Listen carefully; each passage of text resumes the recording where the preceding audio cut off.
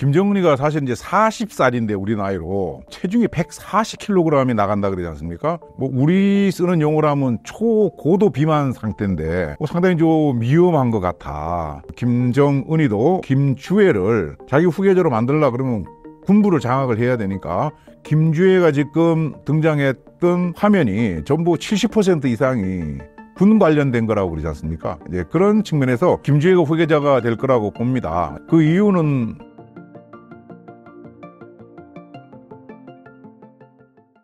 네, 안녕하세요. 고성균의 장군몽군 유튜브 채널을 운영하고 있는 예비역 육군소장 고성균입니다. 최근 김정은의 건강이 많이 안 좋다는 뉴스가 나오고 있습니다. 현재 김정은의 건강 상태는 어떤가요?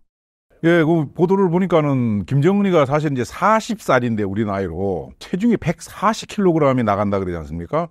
그러니까 정상적인 체지방 지수가 이게 25가 이제 정상인데 김정은은 40 중반대라는 거죠. 뭐 우리 쓰는 용어로 하면 초고도 비만 상태인데 상당히 좀 위험한 것 같아.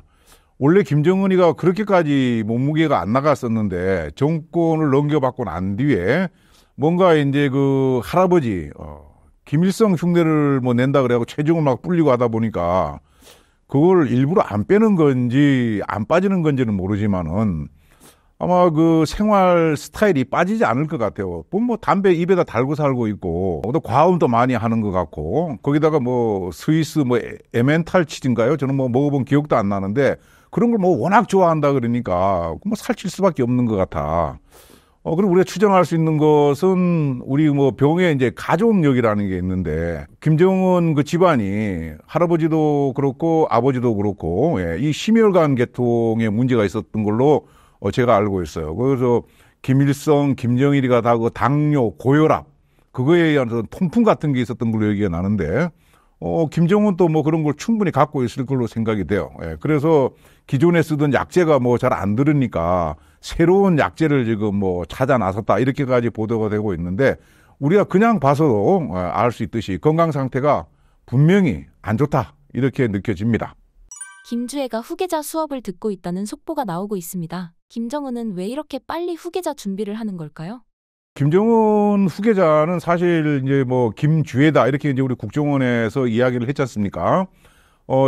사실 근데 우리 국정원도 작년 9월인가까지는 아니야 김주애가 아닐 거야 이렇게 사실은 얘기를 했었는데 그동안의 어떤 김주애가 등장하는 장소라든지 김주애에 대한 어떤 그 예우 이런 걸로 미루어 짐작컨대 뭐 후계자인 것 같아 이제 뭐 이렇게 이제 판단을 한 것 같습니다. 그러면은 김정은 건강 이전에 사실은 벌써 뭐 한 2, 3년 전에 김주애가 9살 땐가 그 등장을 했었단 말이죠.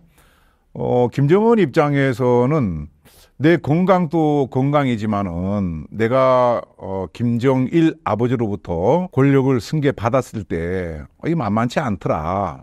내가 함부로 할 수 있는 사람도 별로 없는 것 같고 장성태 고모부가 모든 실권을 다 갖고 있는 것 같고 중국에서도 이제 그런 분위기였고 뭐 이러다 보니까 여러 가지로 본인이 불편함을 많이 느꼈던 것 같고 그래서 어차피 김씨 왕조를 계속 이어가려고 그러면은 누군가 이제 후계자가 있어야 되니까 일찍 김주애를 전면에 내세워갖고 야 우리 백두혈통이 계속 가는 거야. 이게 전부 주목해라. 이런 차원에서 김주애를 조기에 등판시킨 것 같습니다. 언론에서 말하는 후계자 수업은 무엇을 의미하나요? 뭐 잘 아시다시피 북한은 핵 미사일을 중심으로 해갖고 군사력이 이제 가장 우선인 조직이지 않습니까? 그러다 보니까 이 군사력을 장악하지 않으면은 지도자가 될 수 없는 거고 우리가 이제 돌이켜 보면은 김정은이가 이제 2010년도인가 이제 처음 언론에 이제 나오기 시작했어요. 김정일의 후계자로. 그때 나와갖고 김정일이가 가장 먼저 한 것이 언론에 등장하고 그 다음에 한 것이 어느 그 포병부대인가를 찾아갔었어요. 그래서 이제 김정은이가 자칭 이제 김일성 뭐 종합대학에 포병단가 뭐 나왔다고 이제 이렇게 이야기를 하는데 포병이 아주 대전략가다. 이제 이렇게 그때 그 선전을 했단 말이죠. 이제 그렇게 한 것은 결국은 군부를 장악해야 되기 때문에 이제 그런 것인데 그런 차원에서 김정은이도 김주애를 자기 후계자로 만들려고 그러면 군부를 장악을 해야 되니까 김주애가 지금 등장했던 화면이 전부 70% 이상이 군 관련된 거라고 그러지 않습니까? 이제 그런 측면에서 군부대에 가갖고 지금 현재 뭐 북한군의 고위직들 이런 사람들로부터 뭐 비록 나이는 어리지만은 아버지 후광으로다가 뭐 경례도 받고 뭐 존댓말 받고 그러지 않습니까? 그런 것을 하나하나 이제 후계자 수업이라 이렇게 지칭할 수 있을 것 같고요. 김정은의 입장에서는 미래에 자기 후계자가 될 우리 딸한테 북한의 모든 그 장성들이 머리 조아리는 것을 계속 세뇌시키고 있는 것이 아닌가 그런 생각이 듭니다. 만약 김주애가 김정은의 뒤를 잇는다고 하면 과연 남존여비 사상이 강한 북한에서 김주애가 힘을 발휘할 수 있을까요? 그렇죠. 북한은 분명히 지금 뭐 우리가 아는 잘못된 남존여비 그 사상이 딱 팽배해 있는 것은 맞는데 북한은 잘 아시다시피 김정은이에게 반대하는 반대파가 지금 없어요. 또 그 반대파가 있다 하더라도 그걸 끌고 나가는 지도자가 있다고 뭐 나온 적이 없지 않습니까? 그런 측면에서 봤을 때는 김주애가 이제 후계자로 가고 하는 데는 전혀 문제가 없을 것 같아. 뭐 남존여비라 그러는데 김정은 입장에서는 만약에 아들이 있었으면은 아들을 앞에 내세웠겠죠. 그러니까 아마 아들이 뭐 있든지 없든지 간에 만만치 않으니까 나름대로 고민해갖고 이제 딸을 앞에다가 내세웠을 텐데, 김정은이가 그렇다 그래갖고 남존여비가 있다 그래갖고 뭐 다른 집안에 뭐 박가나 고가나 뭐 이런 집안의 남자를 갖다 놓을 수는 없는 거 아니겠습니까?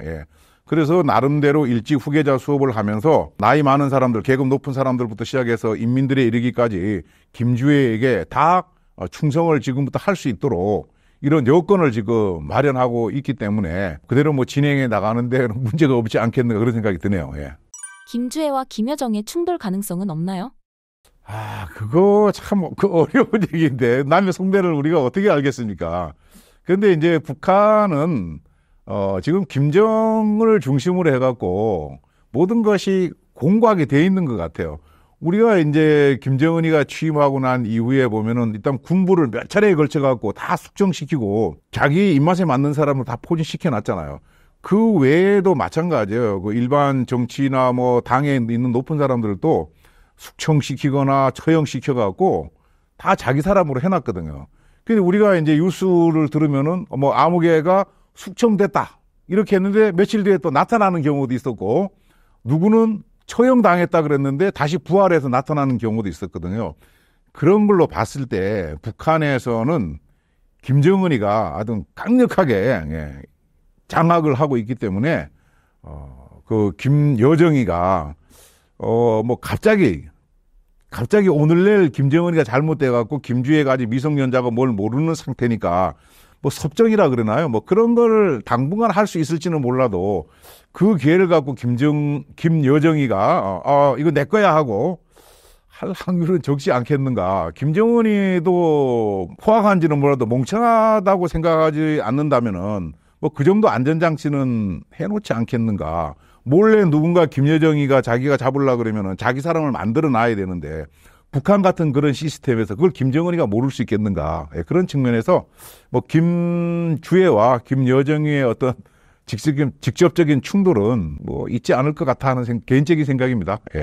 북한의 여성 인권 실태는 어떤가요? 북한은 사실은 1946년인가요? 그때 뭐 남녀 평등에 관련된 그런 법을 이미 공포를 했어요. 우리가 뭐 서유럽에 잘 사는 나라 뭐 70몇 개국 뭐 다 얘기를 하고 하는데 그런 나라들보다도 먼저 남녀 평등에 관련된 법을 공포를 했었고 2011년인가에 여성 무슨 권리를 보장한다 그런 법도 또 발표를 했었거든요. 그래서 표면상으로는 남녀가 다 평등한 걸로 이렇게 나와 있죠. 그리고 이제 그 사회주의, 공산주의 이런 것들이 주창하는 것이 남녀 다 평등하다 이제 이거를 이야기하거든요. 그 우리가 겉으로 볼 때는 문제가 없는 것 같지만은 실제 안으로 파고들고 가면은 북한의 여성들은 진짜 우리 그 과거에 우리가 알고 있는 조선 시대의 그 남존여비 그 이하로 지금 생활하고 있다. 근데 우리가 이제 아는 바는 북한의 가정의 생활은 전부 아녀자들이 하고 있잖아요. 남자들은 안 한다 이 말이죠. 그런 가운데에서도 이 여성들에 대해서 어떤 뭐 권리를 보장해주고 이런 게 전혀 없고, 특히 여성에 대한 어떤 성폭력, 성희롱 이렇게 하면 우리나라 난리 나지 않습니까? 근데 북한은 오히려 성폭력, 성희롱을 당한 그 아녀자들을 나쁘다고 얘기한다는 거죠. 그런 문화가 지금 팽배되어 있는 거예요. 그 알게 모르게 여성들 스스로도 그래, 원래 여성은 남성보다 밑에 있는 거야. 남존여비가 맞는 거야. 이런 이야기들을 하고 있고, 그런 것은 우리 그 탈북민들이 여기저기 나와서 말씀하시는 거 봐도 다 그런 생각을 갖고 얘기를 하고 있더라고요. 그래서 우리가 생각하는 그 훨씬 나쁜 그런 인권 상황에 놓여 있는 것이 북한의 여성들이다. 이렇게 말씀드리겠습니다. 장군님은 김주애가 후계자가 될 것이라고 보시나요? 저는 김주애가 후계자가 될 거라고 봅니다. 이제 그것을 김정은이가 지금 일찍 시작한 것이고, 그 이유는 앞에서도 말씀드렸지만은 김정은이 본인이 후계자가 됐을 때 너무 외롭고 내 마음대로 되는 게 없고 주변 사람들이 나를 해코지할 것 같은 그런 느낌을 많이 받았다는 거죠. 그래서 이제 김정일이는 김일성으로부터 30년 동안 후계자 수업을 받았어요. 말단부터 시작해갖고 그 최상위 자리에 올 때까지. 그런 장기간의 어떤 견습 과정, 실습 과정을 거쳐갖고 했기 때문에 무리 없이 북한을 끌고 왔지만은, 김정은이는 김정일이가 쓰러지고 나서 2010년도 그때 9월인가 그때쯤 갑자기 이제 등장을 했단 말이죠. 그 전까지는 그 성혜림인가요? 하고 김정일이 사이에서 난 김정남, 쿠알라룸푸르에서 그때 암살 당했잖아요. 김정남이가 후계자일 거다 뭐 이런 얘기가 나오고 했었는데, 어느 날 갑자기 고용이하고 김정일이 사이에서 태어난 김정은이가 이제 혜성과 같이 나타났던 거거든요. 이제 그렇게 해서 김정은이는 사실은 후계자 수업을 한 뭐 30여 개월밖에 못 받았거든요. 이제 그런 것이 본인이 상당히 문제가 많다고 인식을 했기 때문에 9살밖에 안 됐던 김주애를 지금 조기 등파 이제 시킨 거기 때문에 현재 상황에서는 김주애가 후계자가 될 거라고 저는 개인적으로 생각을 합니다. 그러면 항상 또 말씀을 드려야 되겠죠. 세상은 어떻게 바뀔지 모른다는 거. 그러나 현재까지는 대부분의 그 생각하는 사람들이 김주애가 후계자가 될 거다 이렇게 하는 것 같습니다.